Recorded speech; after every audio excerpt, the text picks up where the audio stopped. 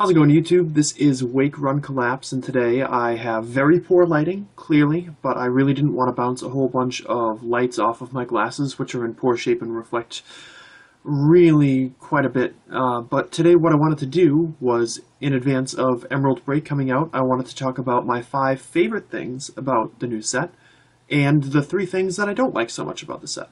And I don't want this to turn into some massive rant, but it might. But overall, I really, really like the set. So I have a list right over here, so don't think that I'm giving you the stink eye or anything. I'm looking at my list over here so that I can get information on what it is that I wanted to talk about.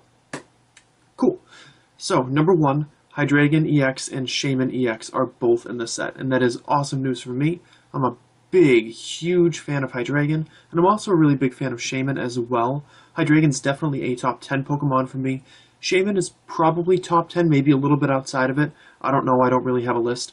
But seeing them both properly represented with EX cards is awesome. Awesome, awesome, awesome. Really happy about that, personally. Number 2 is there's only 78 cards in the set. I mean, I don't really care. I obviously would be fine with it if there were 120 cards in the set, because I buy a case every time.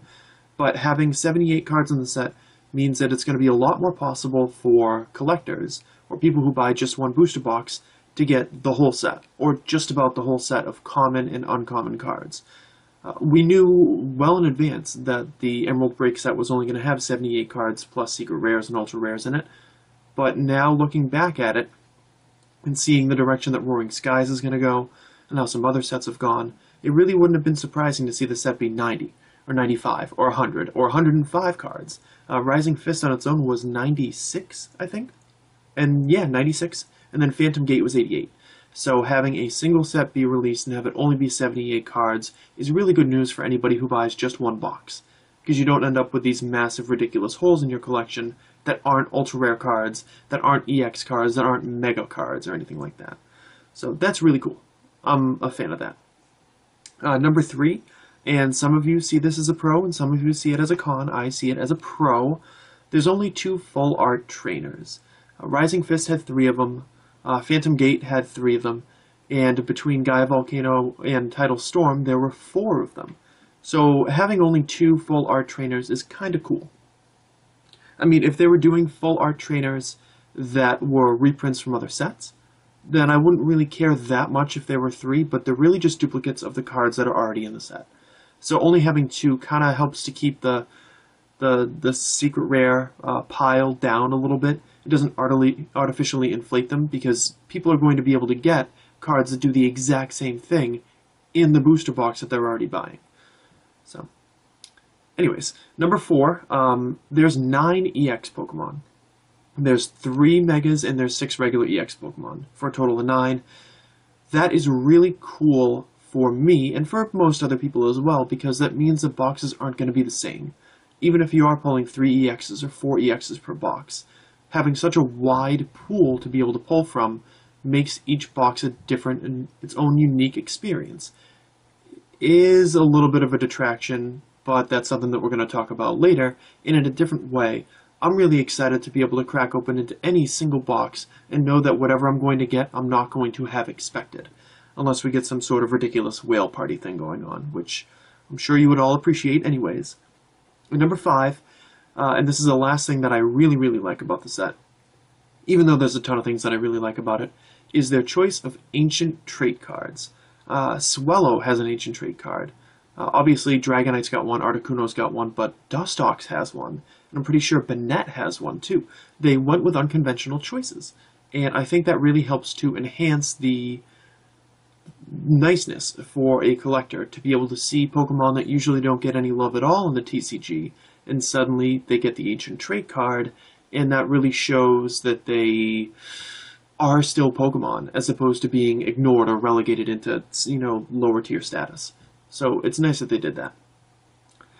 Conversely, my biggest problem with Emerald Break is, believe it or not, their selection of EX cards.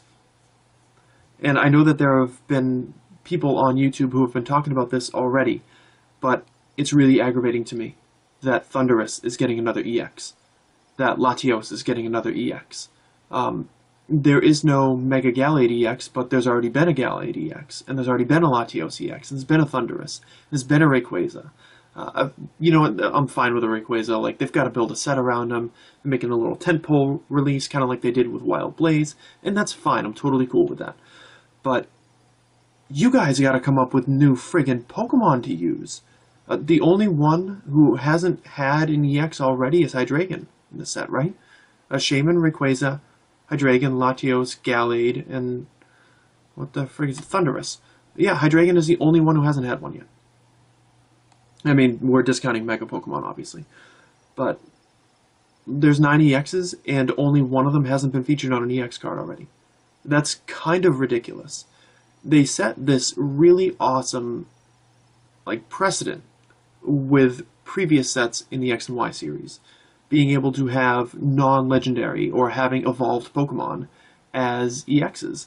And making it different, like not just Venusaur, Charizard, and Blastoise, because they would lead to Mega Evolutions. They had a Skarmory EX. They've had Toxicroak. They've had Magnezone. You know, Malamar has been in there. And now we get this. And really, Hydreigon is the only amazing choice out of all of them. And they had so many options. Like, even if they're not necessarily fitting in with the flying types that have kind of been prevalent in the set, which is, obviously, it's what they're trying to do. If they weren't going for flying types, like, I don't know, they could do Arcanine. They could use Luxray. If they needed to keep with flying types, they could have done a Talonflame EX instead. They could have gone with a Salamence EX. There are so many options for Pokemon that are different from the ones that we've been seeing over and over and over again, and it's really disappointing to see them not capitalize on that. They do realize that there's like over 700 Pokemon total, right? And they don't have to pick the same ones all the time. That is my biggest frustration with this. I would love to have, I mean, I talked about this on Twitter already, but I would really love to have an Evolution set. Not the June set, maybe the September one, X and Y 8, to be an Evolution set. And all the Evolutions get EX cards, and they all get full arts, and that would be like printing money. It's probably exactly what I said, it's how I phrased it, but I think that would be a great opportunity to bring something new to the table. And it would be a guaranteed, surefire sell for them. It looks like they're probably going to do some Hoopa stuff for X and Y7, and that's fine, but if they're going to release that set, I really want them to release it and provide EX Pokemon that we haven't seen yet. Because I could build my own dream set, and I would be able to pick from 100 different Pokemon that haven't had new school EX cards yet. So, when I'm done talking in this video, what I want you guys to do is go down to the comment section below and let me know the 3 Pokemon that you want to see get new school EX cards the most. And they can be legendaries that have been overlooked. They can be fully evolved Pokemon. They can be not fully evolved Pokemon. But I can make a list of 100 of them. And I want to see what your 3 favorites would be. That topic is done. That's my major problem with the set. But I have 2 more I'm going to share. Anyways, I have to wiggle the mouse because my screen went to screensaver. Apologies.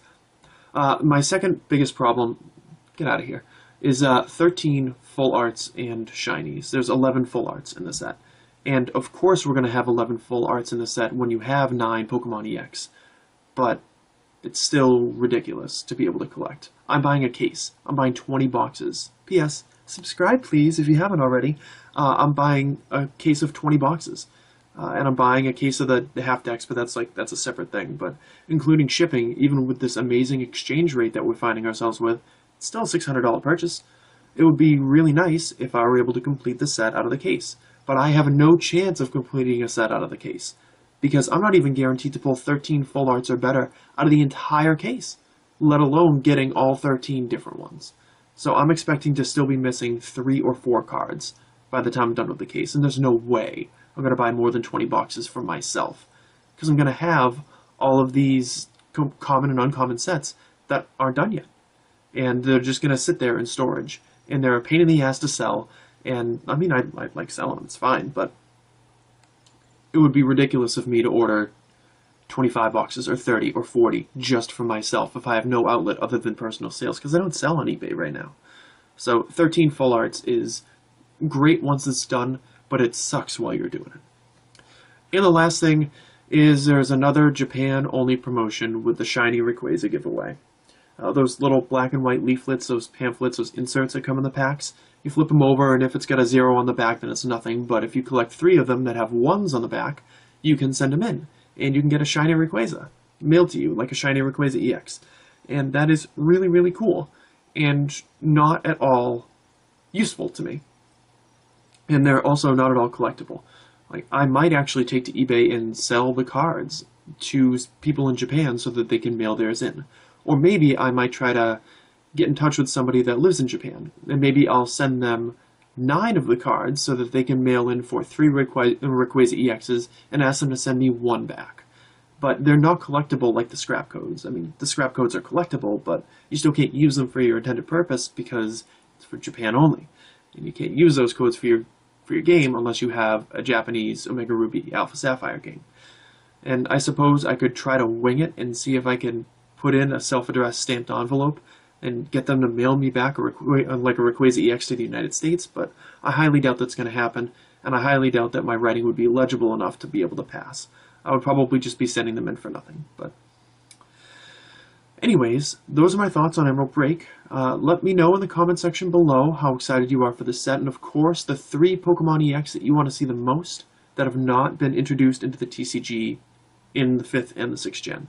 I want to continue to make videos after Emerald Break with the EX cards that I want to see in the sets, and if I get a good enough response from you guys, that'll be a heads up to me that maybe I should do that.